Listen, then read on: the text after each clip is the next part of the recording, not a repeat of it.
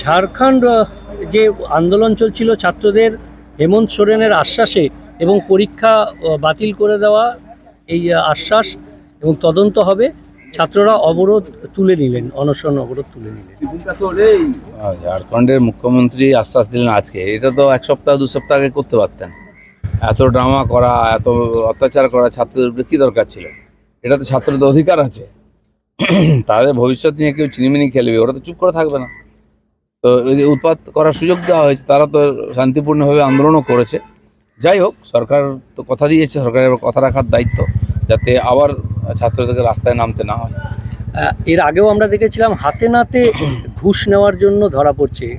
গতকালও একজন দেখলাম যে এই সরকারের আমলে ঘুষ নিতে গেলে কোথাও কেউ ছাড় পাচ্ছেন না, একদম হাতে নাতে ধরা হচ্ছে। ঘুষ নেওয়াটা, কাটমানি নেওয়াটা গত সরকারের আমলে আইনি ব্যাপার হয়ে গেছিলো, সবাই নেওয়ার অধিকার পেয়ে গেছিলো, উপর থেকে নিচে, মন্ত্রী থেকে চাপরাশি। কিন্তু এটা যে বেআইনি, এটাকে ভাবতেও না, এবং তার প্রতিকারের চেষ্টা হয়নি। সেই জন্য এই ধরনের ঘুষ culture, cut money culture, threat culture, এগুলো বন্ধ করতে হবে। সরকার ইনিশিয়েটিভ শুরু করেছে এবং ধীরে ধীরে আরও অনেক ঘটনা সামনে আসে। যদি না শুধরে যায় কেউ, তাহলে এই সমস্যার সম্মুখীন হতে হবে। সরকারি কর্মীরাও ছাড় পাচ্ছেন না, পুলিশ তিনিও ধরা পড়েন। কারো অধিকার নেই। পুলিশ কি, পুলিশ আইনের রক্ষক হওয়া উচিত, সে সবচেয়ে বেশি আইন ভাঙে। পুলিশ আজকে ঢিলে বা অপরাধকে সঙ্গ দিচ্ছে বলেই আজকে অপরাধ এত বেড়েছে। পুলিশ যেই টাইট হবে, দেখবেন সব ঠান্ডা হয়ে যাবে, আর এটা 6 মাসের মধ্যে দেখতে পাবেন আপনারা। প্রতিদিনই ভবানী ভবনে হাজিরা দিতে হচ্ছে। তদন্ত একের পর এক মামলায় অভিষেক বন্দ্যোপাধ্যায়ের পিএকে আজও ডাকা হয়েছে। স্বাভাবিক আছে, তার বিরুদ্ধে অনেক কমপ্লেন এসেছে, তদন্ত চলছে, তদন্তে সহযোগিতা করা উচিত ওনারও। বিদেশ যাত্রার পর এবার যে তার টাকা, সেই টাকার জন্য অ্যাকাউন্ট খালি করতে বলছেন, আবেদন করেছেন অভিষেক বন্দ্যোপাধ্যায়।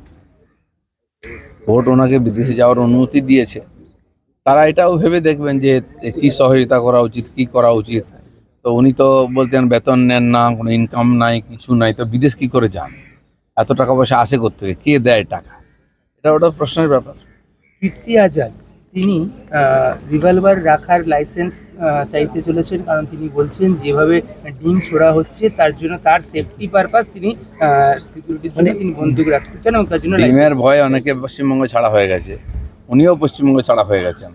এই যে 4-3 মাস পার হয়ে গেল, উনি এমপি এখানকার বর্ধমান দুর্গাপুরে, আজ পর্যন্ত নিজের কার্যক্ষেত্রে আসেননি ডিমের ভয়ে। তো উনি তো চুরি করেননি, উনি নাকি ইন্টারন্যাশনাল খেলোয়াড়, তো উনি কেন ডিমের ভয় করছেন? উনি কেন মনে করছেন ওনাকে ডিম মারা হবে? উনি বন্দুক দিয়ে ডিম আটকাবেন? মাথা খারাপ হয়ে গেছে নাকি? আর এবার তো লোকে সত্যি সত্যি ডিম জোগাড় করে রাখে, পচা ডিমও রাখবে, কারণ কি 3 মাস আগে থেকে ডিম কিনে রেখেছে, তো পচেই গেছে, সেটাই খেতে হবে এবারে।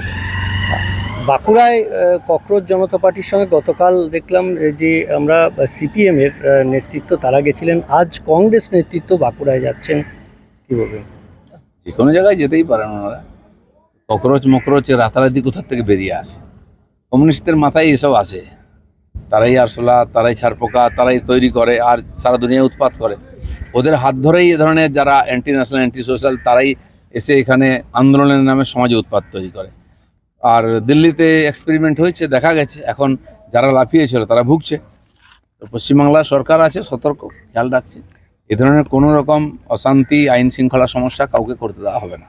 শহরে যেমন জমা জল, বৃষ্টি হলেই জমা জলের এখনো পর্যন্ত নিদান হচ্ছে না, অল্প জল বৃষ্টি হলেই জল জমে যাচ্ছে।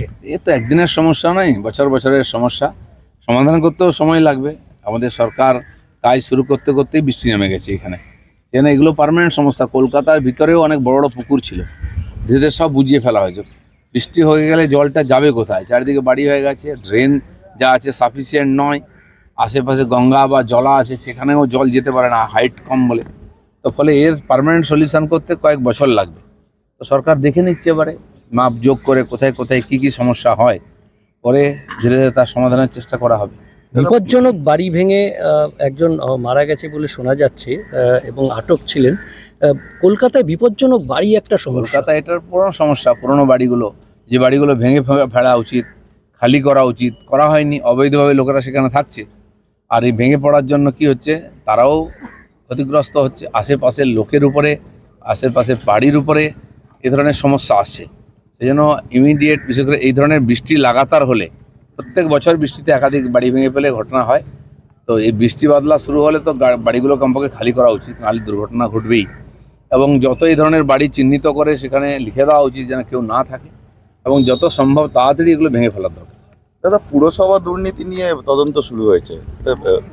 সমস্ত দুর্নীতি তদন্ত হবে। পশ্চিমবাংলায় আগের যে সরকার ছিল তারা সব জায়গায় দুর্নীতি নিয়ে গেছে, আকাশ পাতাল কোথাও বাকি নেই। যেন কোনো দুর্নীতিকে ছেড়ে দেওয়া হবে না, কিন্তু পুলিশেরও একটা ক্যাপাসিটি আছে, পুলিশের লোকজনও নাই।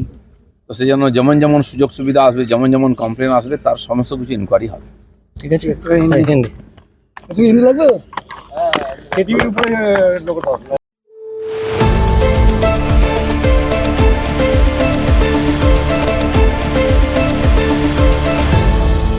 আপনারা দেখছেন এই বেলা বাংলা, শিরোনামে সবার আগে।